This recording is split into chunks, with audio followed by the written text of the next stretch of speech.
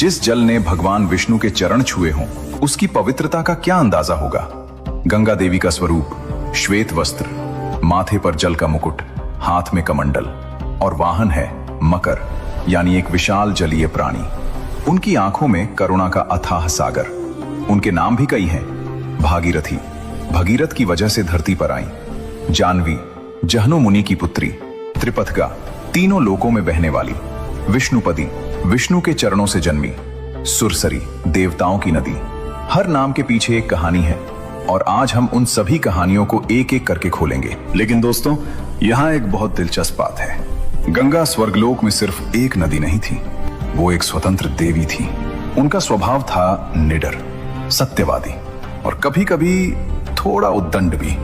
देवताओं के बीच उनका सम्मान था, लेकिन वो किसी के अधीन नहीं थी।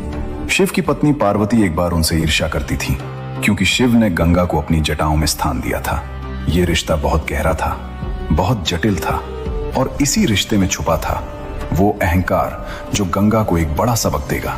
लेकिन उससे पहले बात करते हैं उस दर्दनाक घटना की जिसने गंगा को धरती पर आने का कारण बनाया। उन 60,000 आत्माओं की कहानी जो न स्वर्ग में थी न धरती पर, भटकती रहीं युगों तक। ये कहानी है उस दौर की जब अयोध्या में एक महान राजा राज करते थे। उनका नाम था महाराज सगर, सूर्यवंश के राजा, भगवान राम के पूर्वज। इतने शक्तिशाली कि उनकी सेना का नाम सुनकर दुश्मन कांपते थे। सगर ने ठाना, मैं अश्वमेध यज्ञ करूंगा। अश्वमेध यज्ञ यानी एक पवित्र घोड़ा छोड़ा जाता है। जहां भी वो घोड़ा जाए वो राज्य राजा का हो जाए। कोई रोके तो युद्ध। सगर की ताकत देखकर देवलोक में हलचल मच गई। वो राज्य राजा का हो जाए, कोई रोके तो युद्ध। सगर की ताकत देखकर देवलोक में हलचल मच गई। इंद्रदेव घबरा गए। अगर सगर इतने शक्तिशाली हो गए तो स्वर्ग का सिंहासन भी खतरे में है। इंद्र ने एक चाल चली। इंद्र ने वो यज्ञ का घोड़ा चुरा लिया और छुपा दिया महर्षि कपिल के आश्रम में। वो महर्षि जो इतनी गहरी तपस्या में थे कि उन्हें बाहर की दुनिया की कोई खबर नहीं थी। सगर के 60,000 पुत्र थे, राजा के 60,000 पुत्र। सुनकर ही अंदाजा लगाइए कितनी बड़ी शक्ति थी। वो सब निकले घोड़े की तलाश में।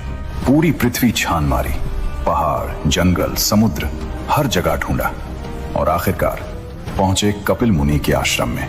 वहां घोड़ा था और पास में एक ऋषि ध्यान में बैठे थे। 60,000 पुत्रों ने सोचा, यही चोर है।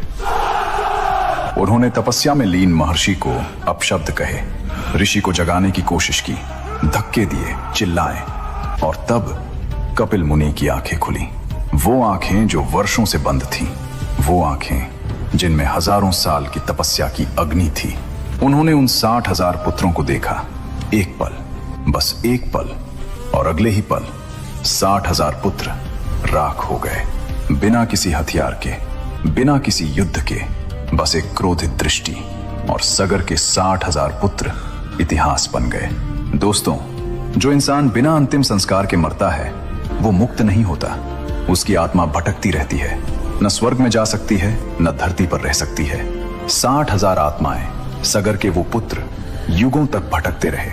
न किसी लोक में जगह मिली न मोक्ष मिला। उनकी मुक्ति का सिर्फ एक रास्ता था, गंगा जल।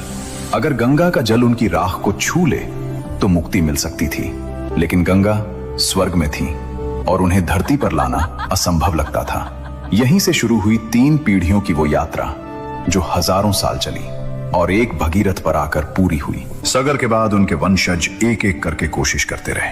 अंशुमान, सगर के पोते, उन्होंने तपस्या की वर्षों तक, लेकिन सफल नहीं हुए। दिलीप, अंशुमान के पुत्र, उन्होंने भी जीवन लगा दिया, लेकिन गंगा धरती पर नहीं आई। 2 पीढ़ियां बीत गईं और तब जन्मे भगीरथ, दिलीप के पुत्र। जब भगीरथ को पता चला कि उनके पूर्वज 60,000 आत्माएं अभी भी भटक रही हैं, उनके मन में एक संकल्प उठा। चाहे कुछ भी हो जाए, इन आत्माओं को मोक्ष दिलाना है और उसके लिए गंगा को धरती पर लाना होगा। भगीरथ ने राजपाट छोड़ दिया, महल छोड़ा, सुख छोड़ा, परिवार छोड़ा और चले गए हिमालय की ओर। वहां शुरू की ब्रह्मा जी की तपस्या। वर्षों तक एक पैर पर खड़े रहे, ठंड में भी, गर्मी में भी, तूफान में भी। भोजन नहीं, आराम नहीं, बस एक ही धुन, गंगा को धरती पर लाना है। और आखिरकार ब्रह्मा जी प्रकट हुए। ब्रह्मा जी ने कहा, वत्स, तुम्हारी भक्ति ने मुझे प्रसन्न किया। मैं गंगा को धरती पर भेजूंगा।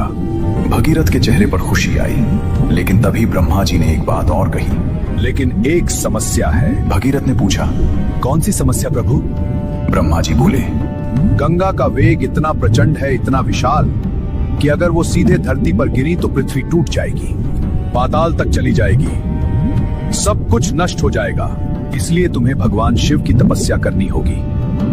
सिर्फ वही गंगा को थाम सकते हैं। भगीरथ ने आंखें बंद की। एक और तपस्या, एक और असंभव काम।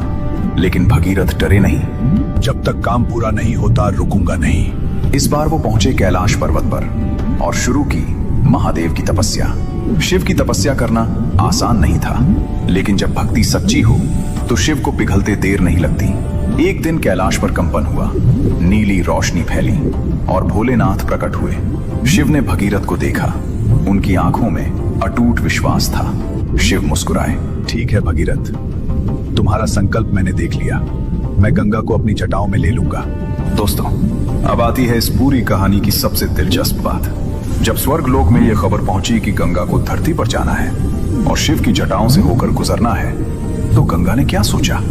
गंगा ने सोचा, मैं शिव की जटाओं से होकर जाऊंगी। मेरा वेग तो इतना है कि मैं शिव को ही बहा ले जाऊंगी। देखते हैं शिव क्या करते हैं।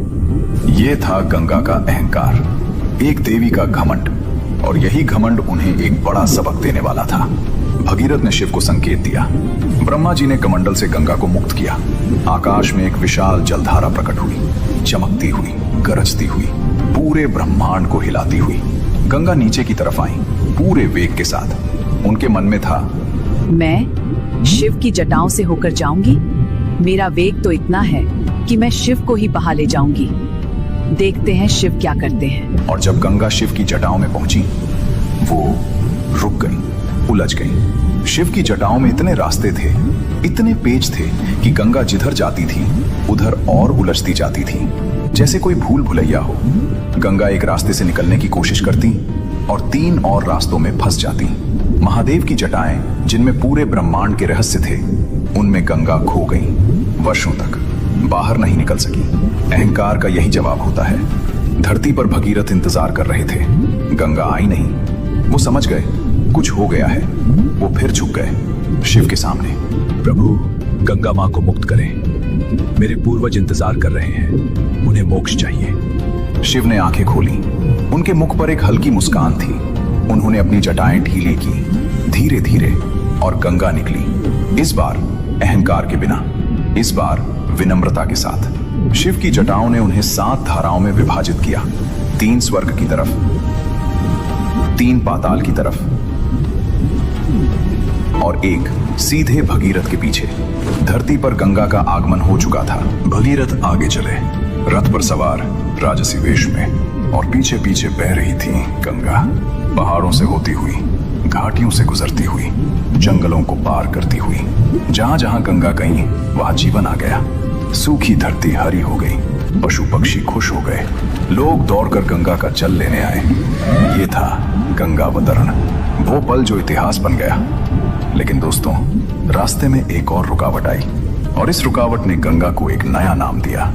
महर्षि जाहनु, एक महान तपस्वी, अपने आश्रम में यज्ञ कर रहे थे। गंगा का प्रवाह उनके यज्ञ मंडप की तरफ आने लगा। पानी फैला, यज्ञ की सामग्री बह गई, आश्रम में हलचल मच गई। महर्षि का ध्यान टूटा। उन्होंने देखा उनका यज्ञ बाधित हो चुका था। क्रोध भड़का, और उस क्रोध में उन्होंने वो किया जो सुनकर दंग रह जाएंगे। उन्होंने सारी गंगा पी ली, एक ही घूंट में। गंगा जो पहाड़ों से उतरी थी, जो ब्रह्मा के कमंडल से निकली थी, जो शिव की जटाओं से आई थी, एक ऋषि के क्रोध में समा गई। भगीरथ रुक गए, पीछे मुड़े। गंगा नहीं थी। वो समझ गए, वो दौड़े, महर्षि जाहनु के पास पहुंचे, हाथ जोड़े, माथा टेका। ऋषिवर, क्षमा करें, गंगा मां से कोई अपराध हुआ, लेकिन उन्हें मुक्त करें। लाखों आत्माएं उनका इंतजार कर रही हैं। महर्षि जाहनु ने भगीरथ को देखा। उनकी आंखों में वर्षों की थकान थी, एक अटूट संकल्प था। ऋषि का क्रोध पिघल गया। उन्होंने अपने दाहिने कान को स्पर्श किया और गंगा बाहर आ गई। उस दिन से गंगा का एक नाम पड़ा, जाह्नवी, जाह्नु मुनि की पुत्री। क्योंकि ऋषि ने उन्हें पुनः जन्म दिया था। दोस्तों, अब आता है वो पल जिसके लिए 3 पीढ़ियों ने तपस्या की, जिसके लिए भगीरथ ने अपना सब कुछ छोड़ा, जिसके लिए गंगा ने स्वर्ग छोड़ा। गंगा उस स्थान पर पहुंची जहां कपिल मुनि के आश्रम में